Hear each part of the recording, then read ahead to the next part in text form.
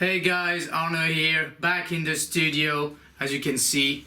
And today I'm working on a new drum preset. Now I know you guys are gonna be pretty excited about that. A new drum preset for all my drum tracks. It's quite a lot of work, so check it out. I'm not really satisfied yet, but you know, just started to work on it not too long ago, and pretty happy with the kick, but you know.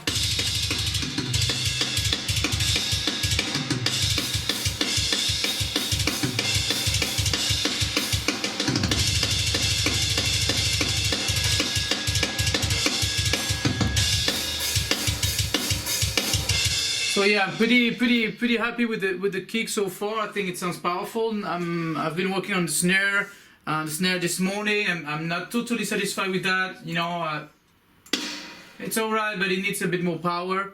You know what I'm saying? So I'm gonna be busy with that for the next couple of weeks, to be quite honest with you. I want it to sound perfect, and I want it to be at the same level, of course, as you know, the first metal preset and also the rock preset I've got, you know. And yeah, you know, but you know, make sure to subscribe, make sure to check out all my videos. It's gonna be released at some point, obviously, and you guys are gonna be able to get it with a lot of new drum tracks, maybe also some old drum tracks. It's gonna be on my YouTube channel, it's gonna be on my digital store for you guys who want to have the mixed ready multi-track versions of that. It will be also available. So yeah, it's gonna keep working a bit more now.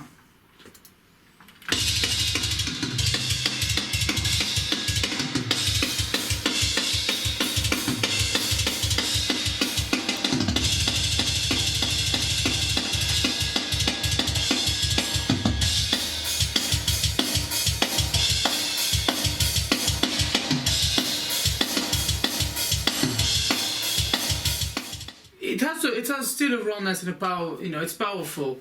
Now the snare, what I've come so far, it has nice reverb and all that, but the tone is just, there's not enough compression, it seems. But if I put more compression, it's gonna be out of balance. So it has to be dealt. And if I change the snares, because in Superior, you know, you can build on three, you know, different things. Like now I have the main snare here, which I've changed now, which is this one. And then as they call it the X drum. Yeah. You can lay out different snares from either the same collection here, the Meta Foundry, for example, or the other general, the Avatar. Right. And you can lay them down and with how much you want them in the mix. Right. So for example, if I have this snare here and at nice at -13, right, I can also lay like myself like shit. And reduce the amount of this snare you put in the mix. Okay. Yeah. But that doesn't change. In fact, I thought that I was going to get the sound I was looking for in doing that, but it's not really happening.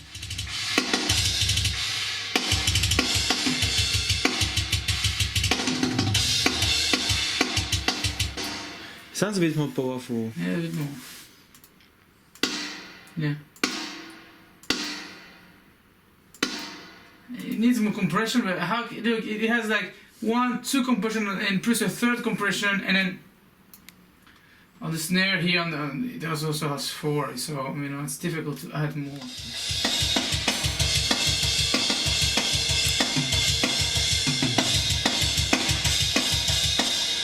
A little bit better.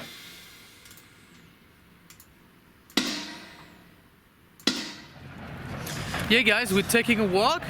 Taking a break from the madness in the studio, trying to come up with a great new drum preset. So we're taking a bit of a walk in a rather, you know, sunny afternoon. Yeah, finally. A bit noisy here. They're destroying all kinds of stuff. Look at that. Look at that. You see that? Oh yeah. They're destroying an entire big building. Yeah, they're breaking stuff, man. Break stuff. Anyway, so no, you guys, today I wanted to talk to you about how I got involved, you know, in guitar playing. How I started playing guitar, why, and all of that, so I can inspire, hopefully, and motivate you guys who are just, you know, starting off, thinking about starting. playing guitar, and so on. So I started playing at 15. I mean, I have pictures of me when I was like 6 or 8, like you know, doing like the air guitar thing and stuff.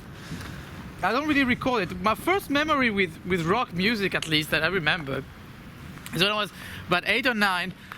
I was in Barcelona at my aunt and uncle's place, and my cousin, I had 2 cousins. My younger cousin, well, he was older than me, but he was the youngest of the 2. He put "You Really Got Me" from either Van Halen or the original from the Kings. I can't remember now, but he put "You Really Got Me," and it really got me. I can tell you that. You know, really. What the hell is that sound? You know, what is this? And my father was really into like a lot of hard rock from the 70s as well. So when I was like 12 or 13, he made me listen, you know, Led Zeppelin, Black Sabbath, and Deep Purple, and all that kind of stuff. And you know, he actually had like an electric guitar, probably like a Strat copy, you know, pretty crappy guitar. Yeah, but that's not the point. The point is that guitar was always laying there, and I was, you know, my parents were divorced when I was 2, so I was not always my father's. When I always saw that guitar, and when I was 15, I thought, you know, screw that, I'm just gonna do something, you know. So I remember picking the guitar, and you know, with my nails, you know, I remember just doing whatever, you know, and yeah, I remember having blood on my nails. It's just picking like crazy. Didn't know anything I was doing. I was just inspired by those classic rock bands, you know. I just thought it was so cool. The sound was cool, and whatever. I was just doing whatever. And the next phase was really when I started to see rock and metal concerts, and when I saw the impact of that live was even a lot bigger than on the records. So I was getting into, you know, buying records. I was really getting into music, you know. But then live was insane. So when I was like 18, I was playing then, you know, a bit for like 2 or 3 years. Nothing much really. When I was 18, I got my guitar, got my amp, and this is when it really all started. I was really motivated. I really wanted to, and I had a goal. I thought, I want to be a rock star. This is what I want to do. You know, I saw rock bands, metal bands in front of me, and this is the coolest thing on earth. I liked the music already, and definitely in high school I got into, you know, a lot of different metals and a lot of different, you know, sorts of metal subgenres or whatever you want to call it. But then I was like, when I saw it live, it was really for me like, this is the coolest thing that you can do with your life. So I got there, got my guitar, practiced like a madman, and you know, like a year after that, I started to play with bands, my first bands, you know, form my first bands. What was the name? The name of my first band was called Shooting Caribou, and he was my drummer at the time who found that, and we were making fun. You know why? You know why we call ourselves like that? Explain me. Because we were making fun of Lars Ulrich, right, the drummer of Metallica. Yeah. Who is there hunting, you know, caribous or all sorts of other animals, you know, in his free time. So we thought it'd be a very funny thing to call ourselves that way. So I had a lot of other bands, and some with more serious names, you know, more metal names. Like I had some friends that was called Beautiful Hate, and you know, that's definitely more metal right here, you know what I'm saying? Yeah, definitely. And so after that, I started to move forward, and being, you know, I was becoming better at guitar playing, and I was really interested in, you know, I could play some songs, I could play some metal songs and all that, but I was really interested in lead guitar playing, you know, and this is when it really happened. I was already playing quite a bit, you know, 2 or 3 hours a day at that time, you know what I mean, but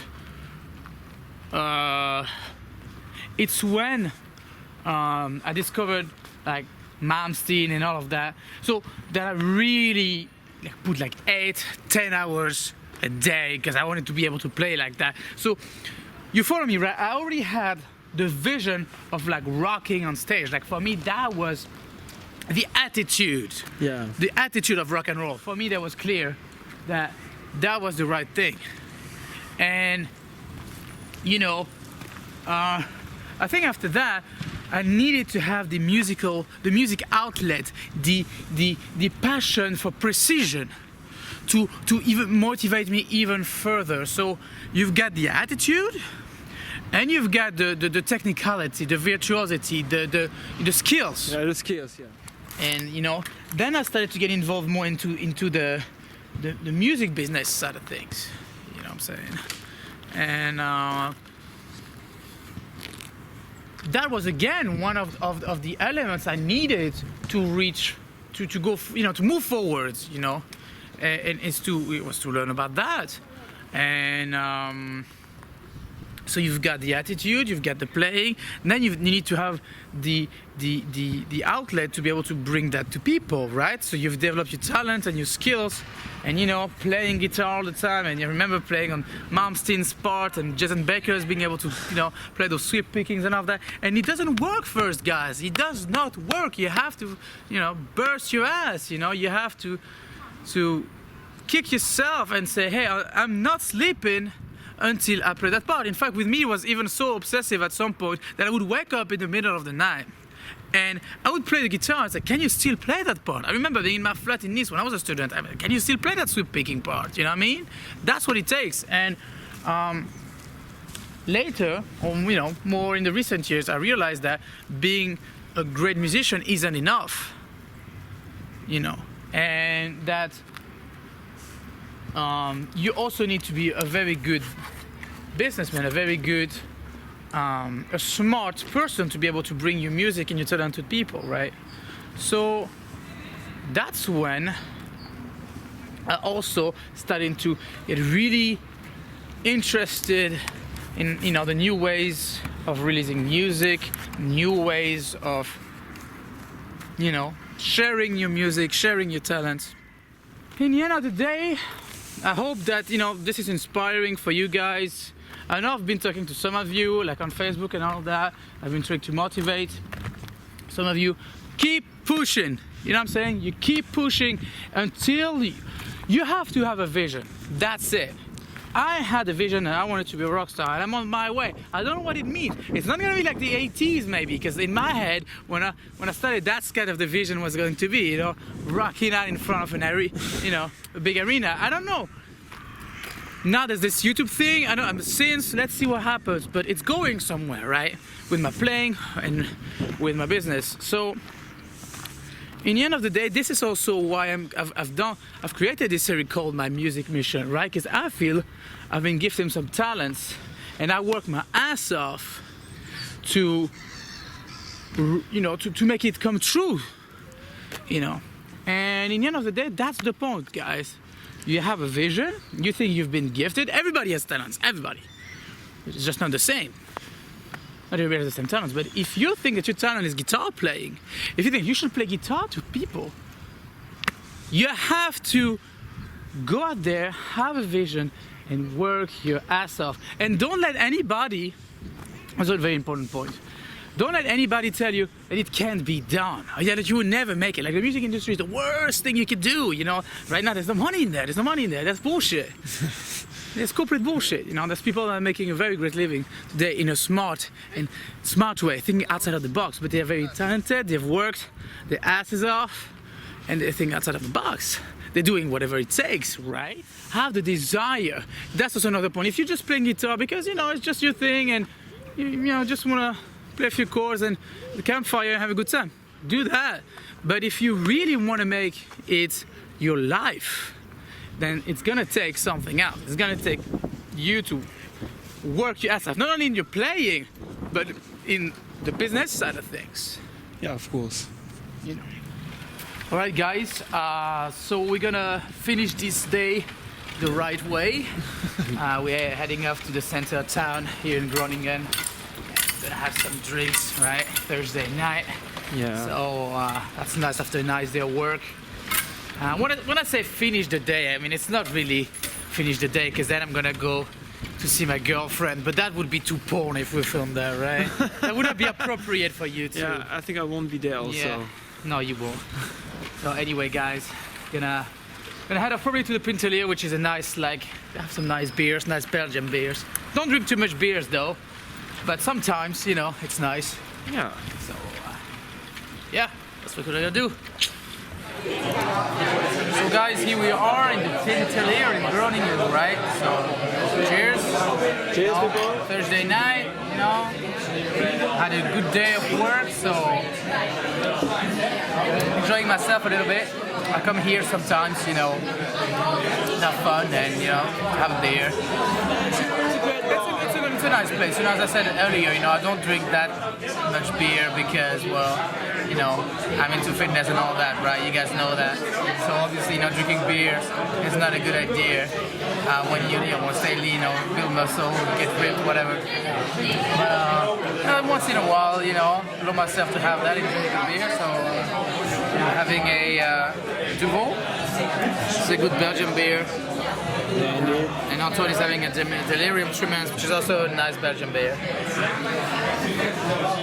And in my opinion, I mean, you know, I can already hear a lot of people saying all kinds of stuff like German beers and all that stuff. You know, yeah, I think my personal favorites are always, you know, Belgian beers. I do agree that German beers are also nice. British beers is not really my, you know, they're not really my cup of tea. It's not really my thing. And I'm sorry for you guys, but American beers, no. I mean, although you made me try Yeah, this that beer from where was it? From Texas. Texas. That was actually that was actually quite good. That was a good one. Really fruity. I was about to say I really don't like American beers at all, but that one was actually quite good. It was actually quite a good beer, right? So maybe all, you know, I know I have a lot of friends here there in America. So you guys, you know, I don't want to talk shit about your beers. If you got some good beers, let me know. You know, pay me a beer next time I'm in America. And yeah. So yeah, you know.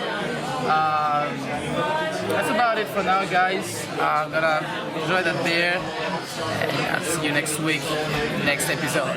I can.